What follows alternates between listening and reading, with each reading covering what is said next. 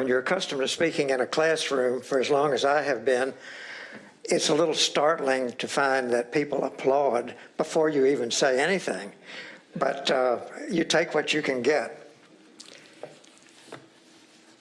Several years ago, I was asked to speak to a joint, as I remember, Christmas celebration, or Christmas luncheon, I guess it was, of the UDC and the DAR. And to the invitation, I said, well, I'm not sure that the only thing I know to speak about courthouses would be of interest to your audience. Oh, the woman said, they are mad for courthouses. I trust that this audience will be mad for courthouses rather than being mad about courthouses after I tell you a little something about them. This book took a long time to put together, and one reason for doing it was that unlike most other states, there was not a real book about Alabama courthouses as a subject.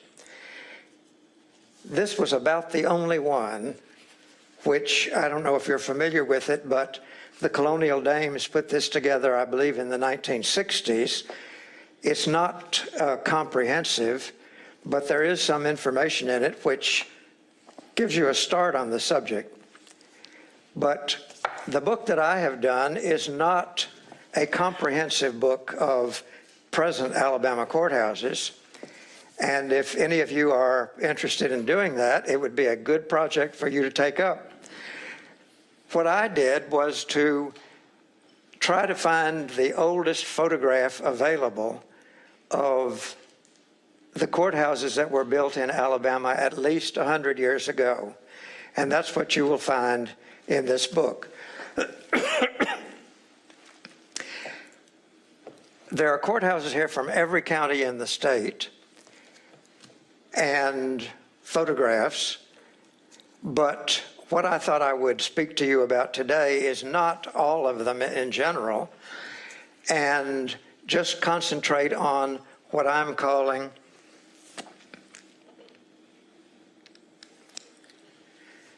Alabama's New South courthouses.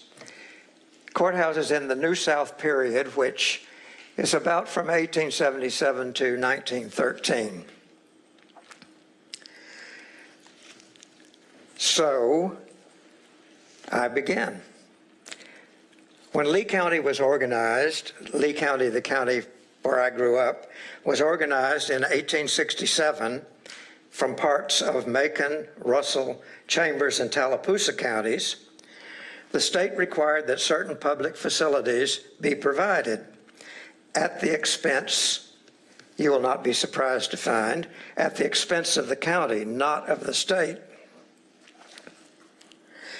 Now, I put this up here because there's one of the phrases in here has always interested me particularly, and there you will find it in the red.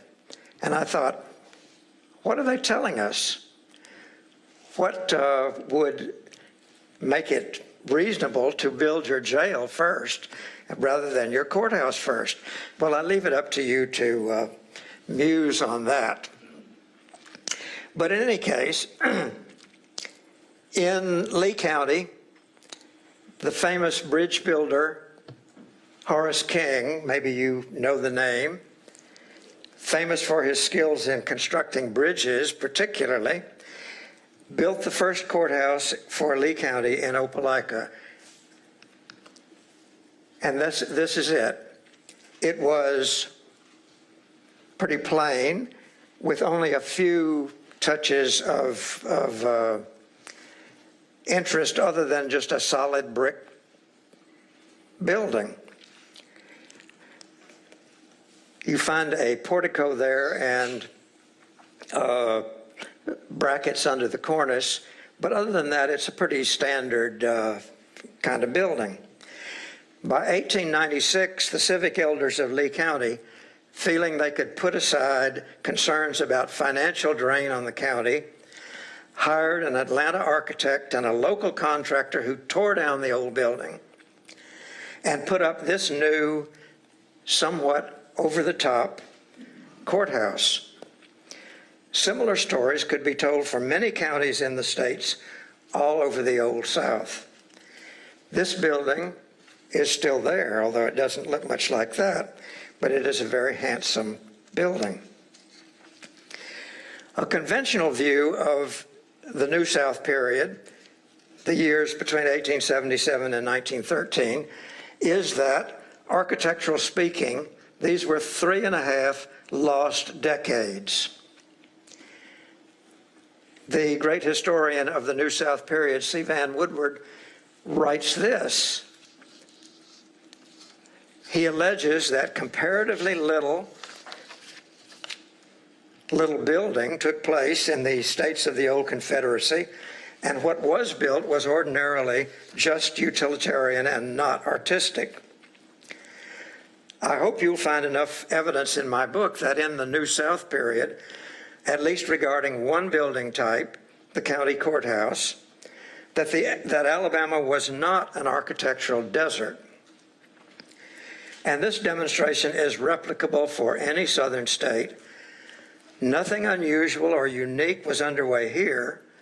On the contrary, following Reconstruction, Alabama was little different from other states in the South, and in some ways quite like those outside it.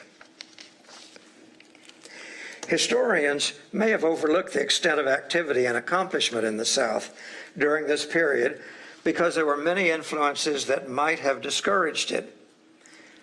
But Southerners found ways to overcome the limitations. Impoverished by the Civil War and Reconstruction policies, they nonetheless funded a great deal of new construction and overcame or finessed resistance to rising real estate taxes necessary to do that.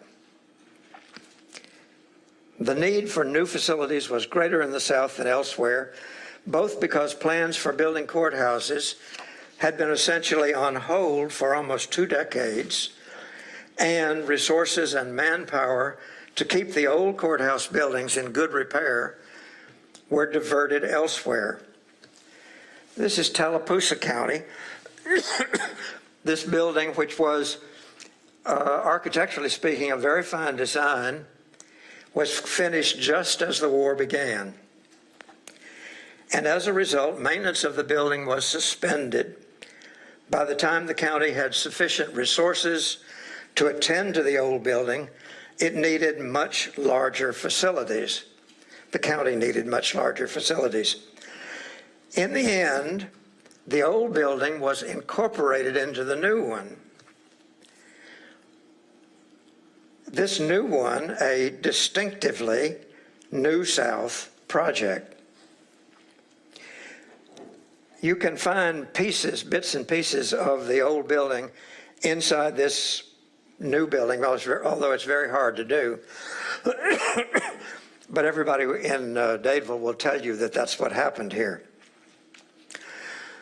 While in the years of Reconstruction, Southern courthouses had typically been inadequately maintained, even if they had not been damaged or destroyed by the war.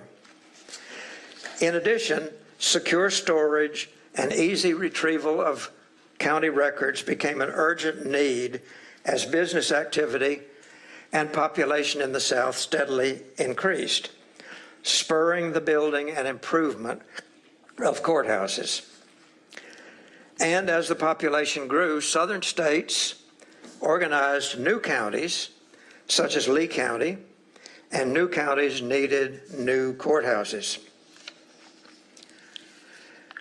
On the other hand, the push to build courthouses in Southern states was a response to the same stimulus that energized towns and counties all over the United States to build what we now call the booster mentality. This meant that courthouses in the New South period were very much like those built outside the South in order to convey the most up-to-date and modern appearance and portray the communities in which they stood as progressive and energetic, certainly places where outsiders would wish to build their futures, their homes, their banks, their stores, railroads, schools, to build their fortunes, in other words. Between 1877 and 1913, 59 of Alabama's 67 counties built or substantially rebuilt their courthouses. So these projects belie assumptions of moribund architectural development during this period. But to understand Southern accomplishments here, we need to examine three aspects of the matter: how these buildings were financed, the architectural qualities which they show, the style, the contrast between the interior and the exterior, and the amenities that were provided within them. And finally, third, who were the architects and contractors who designed and built them? Obviously, the condition of Alabama county courthouses varied greatly. This building, which I think is in a very, very attractive, in East Alabama, this graceful building served Macon County from the central square of the county seat of Tuskegee through the Civil War and well afterwards. However, a visitor in 1904 described it in this way, I quote from his report: "The courthouse in Tuskegee is a solid but rather battered structure of brick, with quite a pleasing air of sedate age. On the lower floor are the county offices, and among the other rooms is one reserved for the grand jury, a most rudely finished apartment, with a small fireplace and a deeply sanded floor. This sand is, I believe, intended to ameliorate the unevenness of the original floor of brick, which is badly worn, but it makes the room look as if it had been prepared for the caging of wild beasts." He goes on, upstairs is the courtroom, a plain, old-fashioned apartment heated by two small stoves. Its most notable characteristic is its odor of nicotine. Well, no wonder then the county authorities decided in 1905 to replace the building with a very modern, up-to-date courthouse designed by the Atlanta architect J.W. Galucki, which you see here. In contrast to the experience in Macon County, a quite serviceable Covington County courthouse occupied the central square of the South Alabama town of Andalusia. Designed by the prolific Birmingham architect Walter Chamberlain. A handsome and well-kept building which was finished in 1897. Nevertheless, in 1913, the county commission decided to spend $100,000 to build a new courthouse across the street from the square, hoping to attract the federal court overseeing the district, hoping to attract them to sit in Andalusia in luxurious comfort. After many delays, this courthouse, designed by Frank Lockwood of Montgomery, went up and Chamberlain's building came down. In both these cases, as on most occasions when building a new courthouse was proposed, opposition arose immediately from the county's larger landowners, whose taxes would pay for the new county buildings. Notwithstanding the constitutional requirement to build a courthouse, the Alabama county needed the state's permission to do it, and the state's permission for the county to raise the money to do it. But the state treasury contributed nothing to the county's expense. So county commissioners financed their projects with long-term bonds and warrants, arguing that the bill should be paid by all those who would use the courthouse, not just those who built it. typically the county commissioners proposed a bond issue, and that required a bond referendum. If voters rejected a bond issue, which was not uncommon, the county commission often resorted to the device of warrants, issued in anticipation of future revenues. Now you see, here is a contract with the county. I don't know whether you can read the yellow outline, but those refer to the warrants. And in this case, you will see that the county would be indebted from 1904 until 1916 with $1,000 a year that went to either the contractor or the architect, or both sometimes. Warrants in fixed amounts were to be paid out some years into the future. They'd be delivered to the contractor, for instance, who could redeem them himself or endorse them to his creditors. From the distance of a century, it is clear that the principal consideration in building a new courthouse was not the unsafe state of the old one, nor the insecurity of the county records, since there were lots of fires in these older courthouses. A new courthouse was at bottoms a public relations device. To make the statement the county wished about what it was or what it hoped to be, a county required something new, something modern, usually something not Old South. That meant that the fascination with the Greek revival was often abandoned, not always, but often. A few NewSouth courthouses were in classical style, but more often the classical touches were part of an eclectic mixture of styles, or avoided altogether.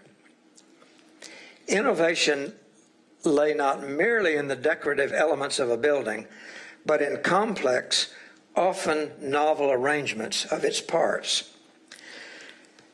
Now, here are diagrams taken from Sanborn fire insurance maps, which show you an assortment of the floor plans of NewSouth courthouses.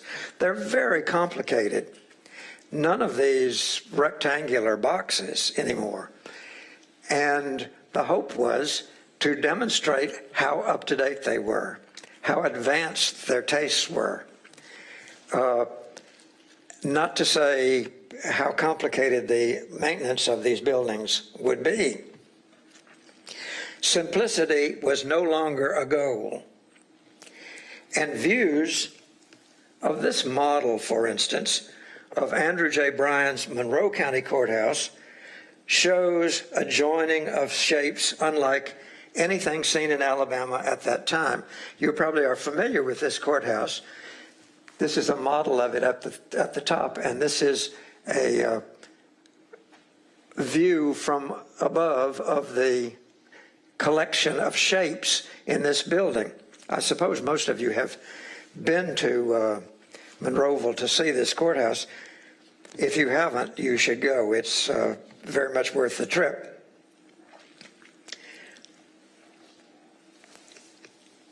This is actually the floor plan of that building before the addition was put onto one side of it. To impress observers, it was thought, a building ought to be, as well as of an unusual shape, ought to be tall. Earlier classical styles had afforded courthouses little opportunity for height, for unlike classical churches, the classical courthouse had no license to reach for the heavens. NewSouth courthouses, however, did reach upward with bell towers, cupolas, and domes of fancy design. I don't know whether you would ever have an opportunity where, if you were to go to Monroeville, to go up into the dome of this place, but I once did, And just to see how it was constructed is a real treat, and it's very complex. And for the time, it was a very modern engineering feat.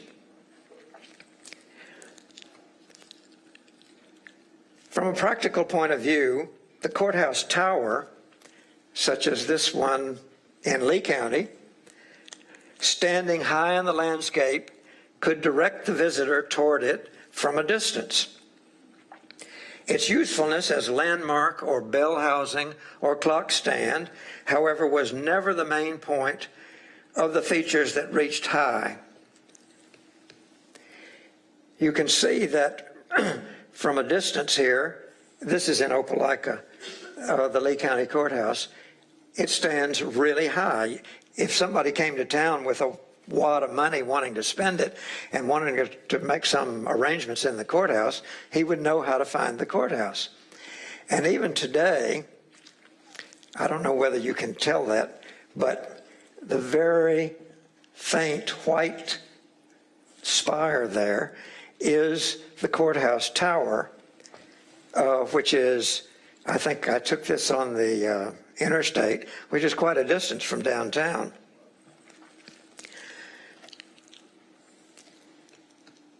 Here is Randolph County Courthouse, no longer there.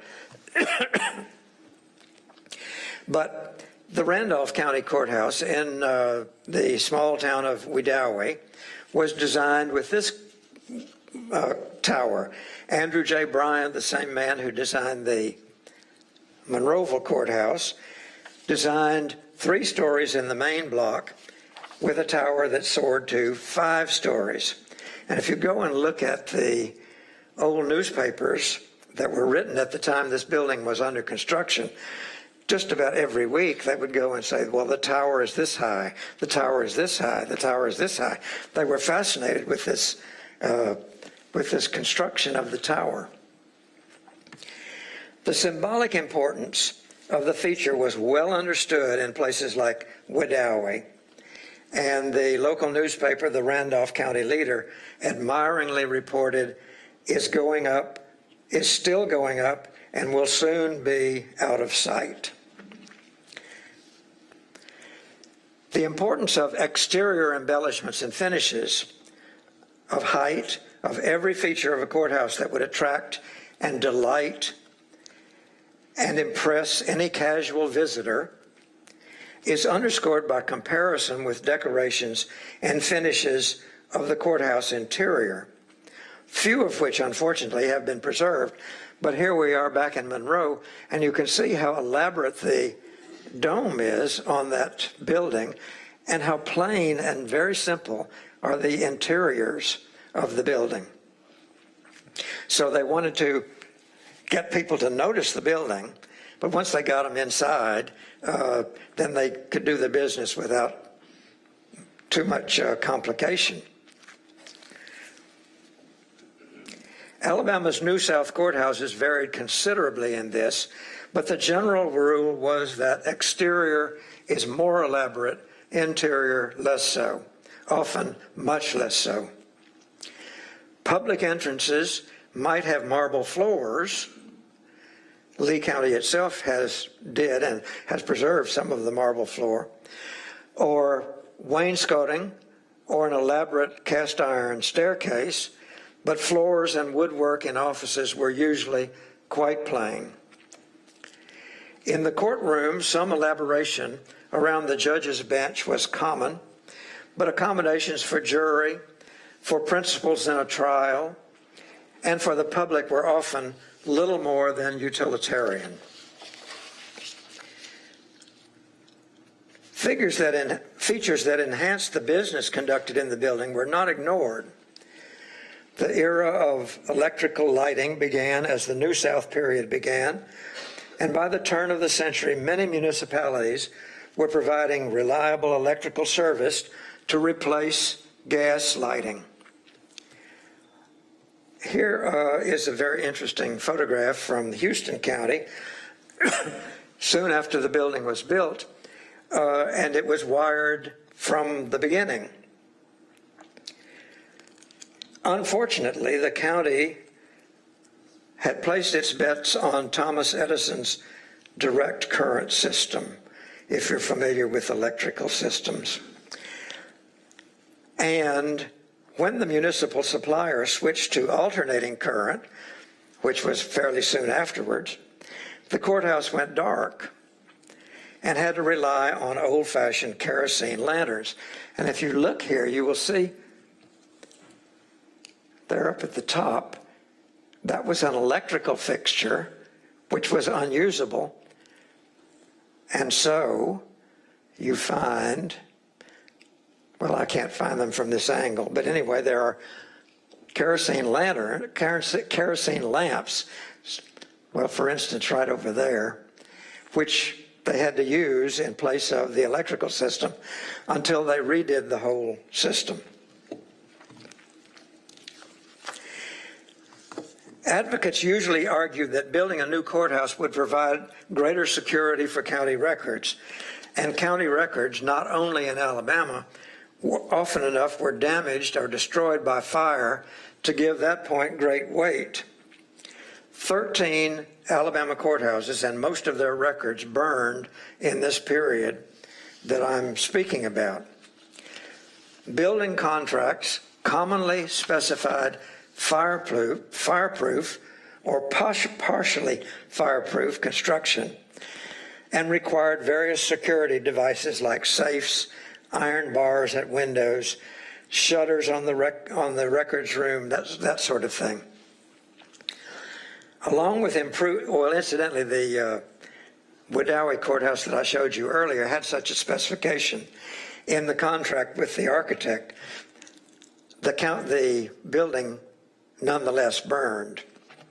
So, along with improved lighting and security, some, though not all, courthouses built in Alabama during the NewSouth period were heated centrally by modern steam systems, an improvement that increased comfort and removed the danger of fire from open fireplaces, malfunctioning wood or coal stoves, and poorly maintained chimneys and flues. Well, Alabama's George Babbitts were undoubtedly the movers and shakers behind these developments in courthouse building in NewSouth period in Alabama. They controlled the county commissions. Significantly, they were not provincial. These were NewSouth advocates, not merely in rejecting the Old South agrarian culture, but also in their determination to draw resources and talent from outside the South into it, and to push the resources and talent of the South out into the wider world.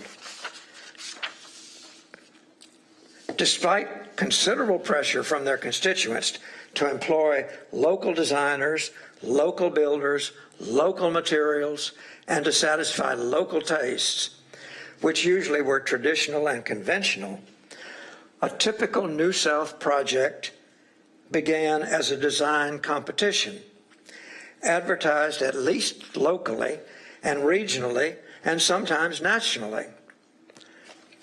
Some architects traveled great distances to present their designs in person to meetings of county commissions and building committees.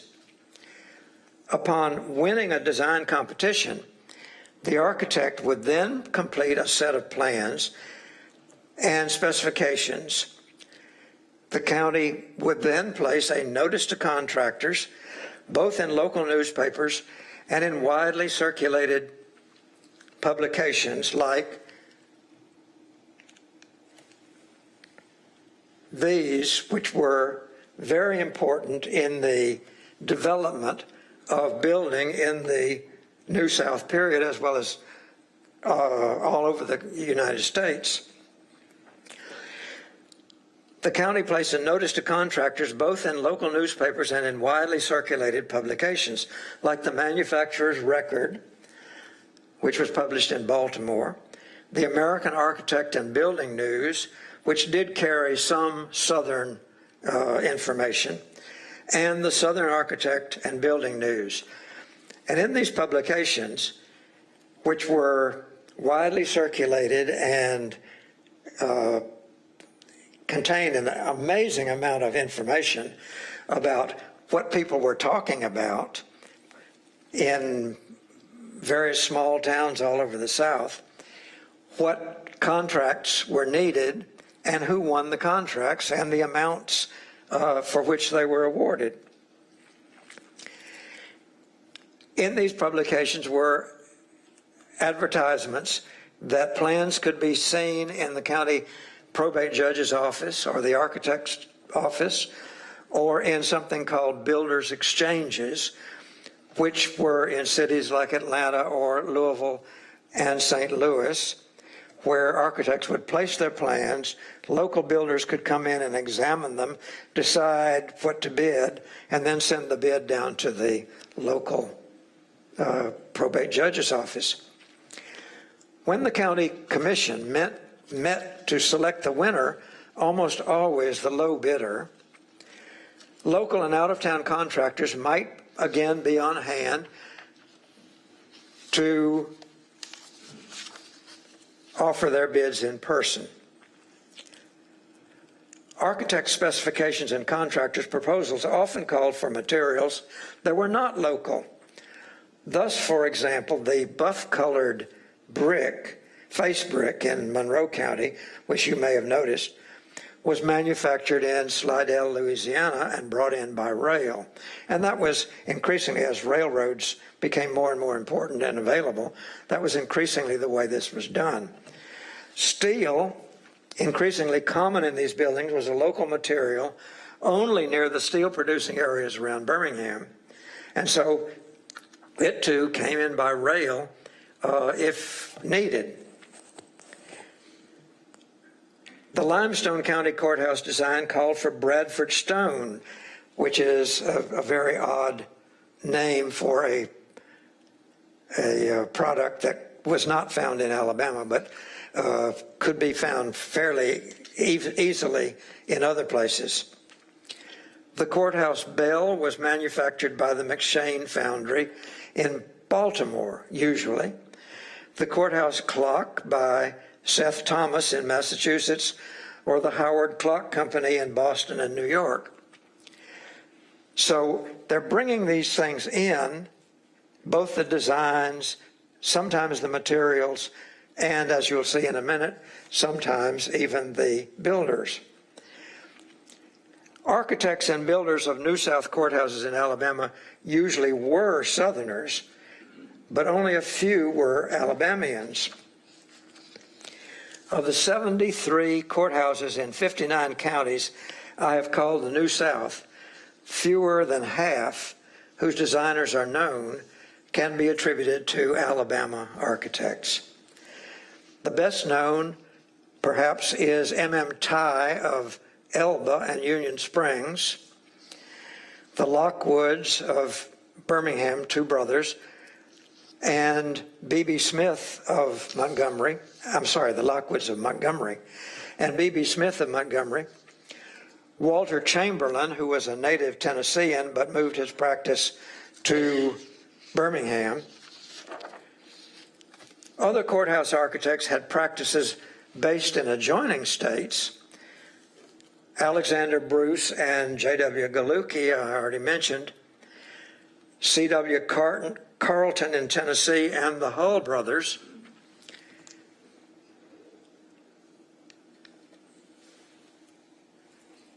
You can see many of these names and buildings in this display. And architects, this is Mr. Bryan, and these are the courthouses that he designed. This is Dobson, a contractor who was from Mississippi. I'm sorry, he was from Alabama, but people like the Lumans, who built about 100 different courthouses all over the Southeast, were from Louisville, and they built these buildings in Alabama, some of them very grand buildings. They were a very good family of builders.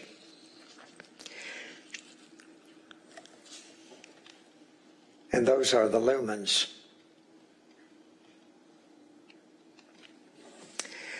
Well, despite the usual pleas from local citizens and editors to keep county money at home,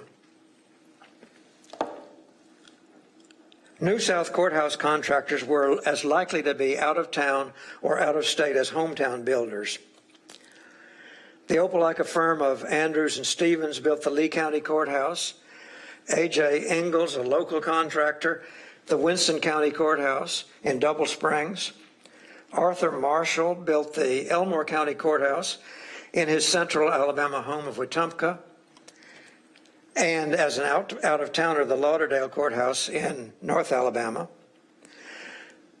Contractors were frequently large businesses run from offices in large cities. Most were southern companies,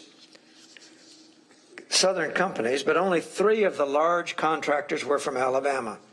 The Little Kleckler Company based in Anniston, the builders Dobson and Bynum, either together or separately, from Montgomery, and C.C. Totherow from Birmingham.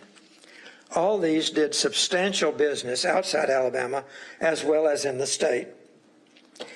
The Lumen family, which I showed you previously, built 5 courthouses in Alabama in this period.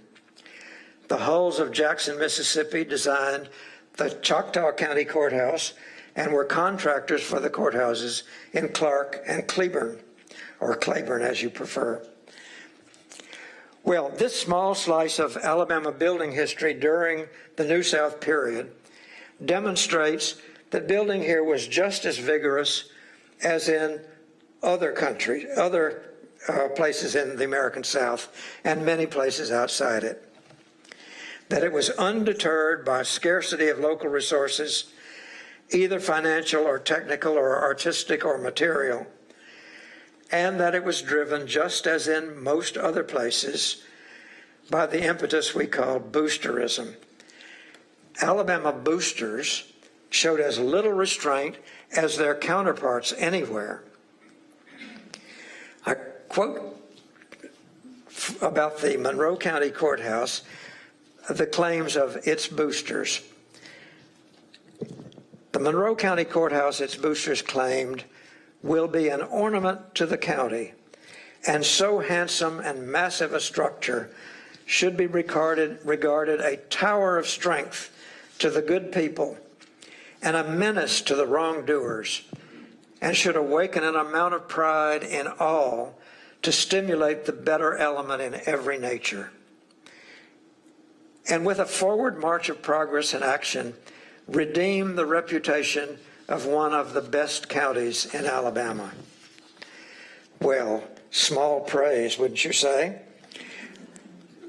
NewSouth men like Henry Grady, editor of the Atlanta Constitution, Richard Edmonds, publisher of the Manufacturer's Record, and hundreds of their like-minded brethren trying to build businesses in the South, recently released from Reconstruction restrictions, abjured the provincialism that had brought disaster to the region, taking ideas from whatever sources they believed would bring prosperity and recognition of their equal status in the Republic. No matter how inflated the claims for their larger cities, like these 3, where they built courthouses of that sort, nor how unpromising the prospects of their country towns might seem to skeptics, their county courthouses were both symbols of what they hoped to become and a means for attracting the interest, talent, and resources to fulfill their hopes.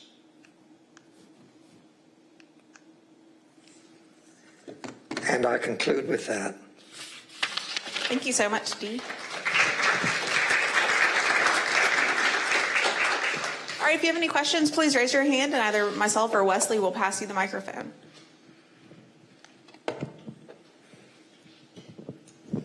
You said a lot of the courthouses burned. What was the cause of that? Well, by legend, it was often arson. Somebody who had an interest in nobody else seeing certain records in the courthouse, it was often argued that they had burned the courthouse. You'll hear that tale in practically every county that had a burned courthouse. More likely, it was because of the heating systems in these courthouses, which typically were, fireplaces sometimes, that sort of thing. The Alabama Department here has a map which shows all of the courthouses, not just in this period, but all of the courthouses over the history of the state that have been burned, sometimes 2 and 3 in the same county. Usually that to specify exactly what it was is very difficult, but that's the best I can do with your question.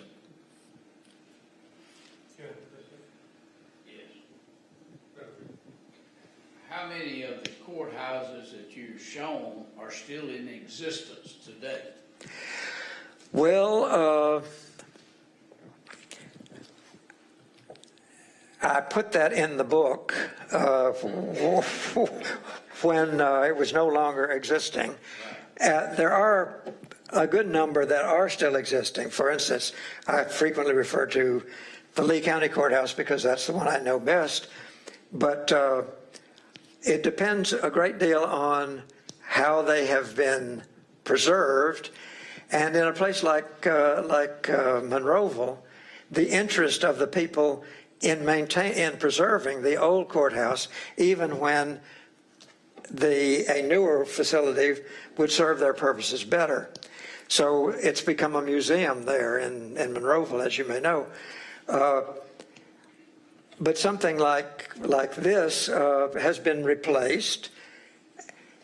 Several of them, I don't know that I can estimate how many there would be, but some of the ones that we consider the most attractive are gone. The one I showed previously, let's see if I can bring this up.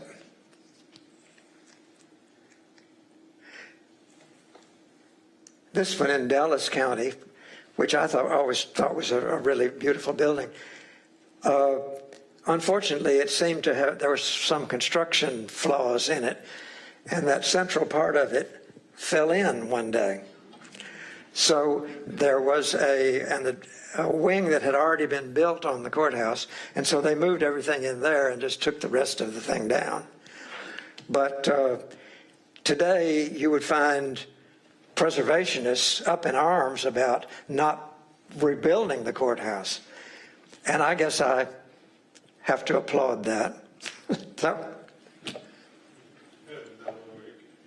I was curious about where that Montgomery courthouse was. I believe this is I believe it is the case that it was on the site of the present courthouse. That is an interesting building in that the first courthouse in Montgomery was on Courthouse Square. The second courthouse was built here, and it was this part of this building, although it had a fancy portico on the front of it. So rather than removing any of that, they simply built this thing. They took down the portico and built another one over there and a third one in the middle and joined them all up. Now the whole thing is gone, and I don't know, somebody here from Montgomery would know whether my assumption is correct that the site is the site of the present courthouse. Does anybody know that? I believe. Because it was part of the one that was existing was torn down in the early 50s. Okay. I had the misfortune of having to work with a fellow to take the clock off of it. Ah. Well, I hope you preserved the clock. Yes. He was a clock collector, and they gave it to was a good deal, I would say. We've got, I know that a lot of the courthouses were built in the 60s, but were there any built by the WPA? I know they built a lot of schools and other things, but do they build courthouses with WPA funds in Alabama? not that I'm aware. I think they did not. There was a lot of work done by the WPA for sort of auxiliary. I don't know whether it was WPA or CWA or one of those organizations. A lot of auxiliary work, but I'm not aware of any courthouse that was actually built that way. Oh, in your researches, what sorts of sources did you rely on to find anecdotes about the courthouses and then what happened in the courthouses? I relied on anything I could find. There is a sort of a wealth of sources about things like this, but in some ways there is a lack of resources. So you go to every library in every town, if there is a library. You go to eBay to collect postcards. You go to, well, in one case, I have a photograph in the building, in the book, that the only way I could find the photograph of it was by running across information that a group from North Carolina State University's architecture school had drawn plans for this building that are in the Library of Congress. And so I went and looked at the plans that they drew and noticed sort of down there at the bottom it said drawn by so-and-so and so-and-so, North Carolina State. So I wrote to North Carolina State and said, somebody's got to have taken a picture of this building, not just drawn the floor plans. And sure enough, they wrote back in about 3 or 4 days and said, we've gone back to our warehouse and we found these pictures. And they're very good pictures. It was the Edwardsville Courthouse, which nobody knew there was a courthouse there. And in fact, the pictures are of the school that courthouse became. So anyway, the answer to your question is you look everywhere you can think of. All right, any other questions? Don't be shy. I was going to answer a question for this lady back here in the back. I said I would answer it if she would ask it. What was the stimulus of your writing the book? Can everybody hear that? Repeat it, please. Well, this all started, as I told you, I grew up in Auburn, and my father built the house that we lived in. And he used to tell everybody that he and I built the house. Well, he built the house and I was the gopher. And so I think that's why I was sort of interested in building. When I went off to school and then to teach in Virginia, I was very much interested in Thomas Jefferson. A lot of people are. And in Virginia, everything begins with Jefferson, including the architecture. I should say most things do. And so I was teaching a class in American political thought, and there was a lot of Jefferson in there. And then I discovered that Jefferson had designed a courthouse. So I got very much interested in that. And at one point, a friend of mine who had taught at Auburn said, well, that's all well and good, but you know, you really ought to go over to Opelika and take a close look at that courthouse because it's a really super design. And so I did. When I learned that Andrew J. Bryan had designed it, I thought, well, I ought to find out more about him. So that took me to Monroeville, which he also designed. And that's sort of how it started. And I thought, what kind of photographs are there of these buildings when they first were built, or as close to the first time that they were built, because that will tell you what they had in mind when they built them. That'll tell you a lot about that. So that's the short version of the story. All right, well, thank you all so much for coming, and thank you again to our speaker for coming. Thank you very much.